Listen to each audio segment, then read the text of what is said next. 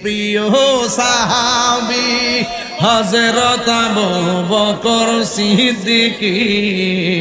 নবীর প্রিয় বলেন না কি ভালোবেসে শুইল পাশে ভালো আল্লাহ যাইয়া দেখো মদিনা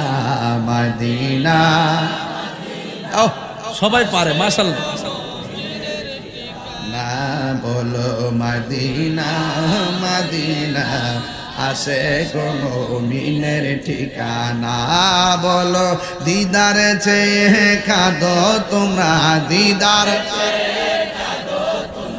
ও না নবীর দেওয়ানা মদিনা মদিনা আসে গো মুমিনের ঠিকানা বলো মদিনা।